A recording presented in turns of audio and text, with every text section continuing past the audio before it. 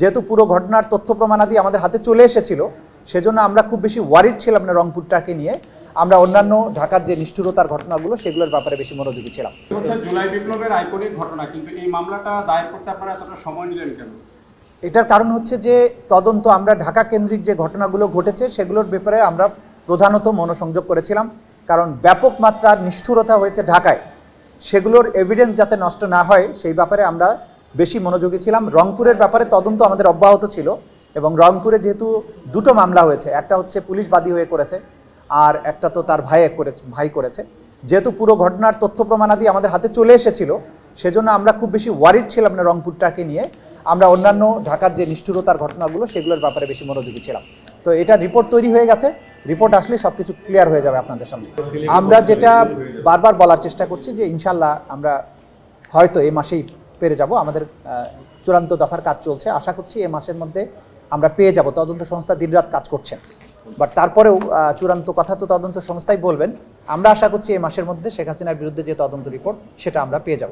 একটা হচ্ছে যে ট্রাইব্যুনালের থেকে যাদের বিরুদ্ধে গ্রেপ্তারি পরোয়ানা জারি হয়েছে তাদের গ্রেপ্তার করার ব্যাপারে প্রশাসনের পক্ষ থেকে যেটা আমি বলবো অসহযোগিতা না, এটা ছিল তাদের ভেঙে পড়া একটা প্রশাসন, তারা আমাদের সাহায্য করতে পারেনি এবং দু একটা জায়গার থেকে অসহযোগিতা ছিল। তবে ক্রমান্বয়ে সেই পরিস্থিতির উন্নতি হয়েছে, যেটা আপনি প্রশ্ন করেছেন, উন্নতি হয়েছে এবং তারা এখন আগের চেয়ে অনেক বেশি এফিসিয়েন্সি দেখাতে পারছেন এবং আসামি গ্রেপ্তারের ক্ষেত্রেও তারা সফল হচ্ছেন। সুতরাং আগের চেয়ে অবস্থার পরিবর্তন হয়েছে। শহীদ পরিবারগুলো যে অভিযোগগুলো করেছেন সেখানে দুই ধরনের আসামি আছে, একটা হচ্ছে ট্রাইব্যুনালের থেকে যাদের বিরুদ্ধে গ্রেপ্তারি পরোয়ানা জারি হয়েছে তারা, আরেকটা হচ্ছে যে থানাগুলোতে যে মামলা হয়েছে সেখানে। তো থানার যে মামলাগুলোতে সেখানে অনেক বেশি আসামি আছে। স্থানীয় প্রশাসন তাদের গ্রেপ্তারের ব্যাপারে কিছুটা সমস্যা সেখানে আছে বলে আমরা জেনেছি, কিন্তু সেটা যেহেতু আমাদের ব্যাপার না, এই বিষয়ে প্রশ্নের জবাব দেওয়াটা আমি সঠিক মনে করছি না। আমাদের মামলার সাথে রিলেটেড যেগুলো সেগুলো নিয়ে আমরা কাজ করছি। আগের চেয়ে পরিস্থিতির উন্নতি হয়েছে এটুকু বলতে পারি। মাঠের অলরাউন্ডার আমি, আর ঘরের all rounder Tylox. Tylox toilet cleaner, clean মানেই টাইলক্স।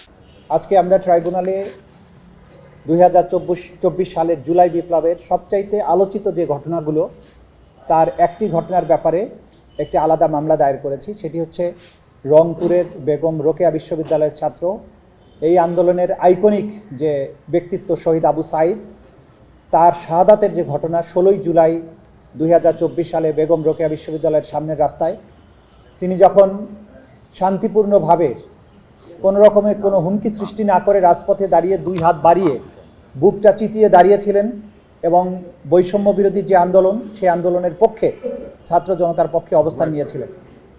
সেই সময়ে তাকে পরপর বেশ কয়েকটি গুলি করে হত্যা করা হয়।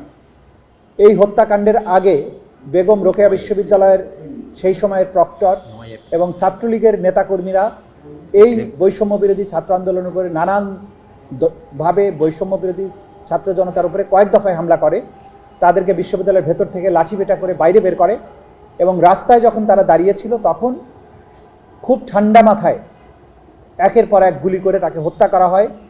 তার শহীদ হওয়ার সেই দৃশ্য সোশ্যাল মিডিয়া এবং অন্যান্য মিডিয়ার কল্যাণে গোটা দুনিয়ার মানুষ দেখেছে এবং আবু সাইদের সেই শাহাদাতের ঘটনা বাংলাদেশে জুলাই বিপ্লবকে দাবানলের মতো উস্কে দিয়েছিল।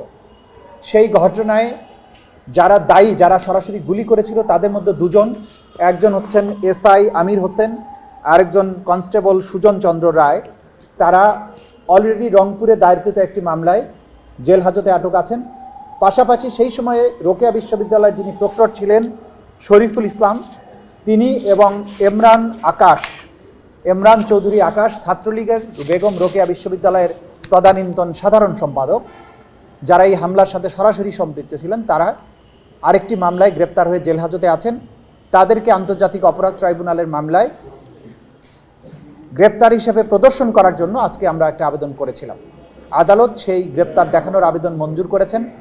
আগামী 9 এপ্রিল তাদেরকে এই ট্রাইব্যুনালে প্রডিউস করার জন্য নির্দেশ দিয়েছেন এবং এই মামলার নির্ধারিত তারিখ, আগামী তারিখ হবে 9 এপ্রিল।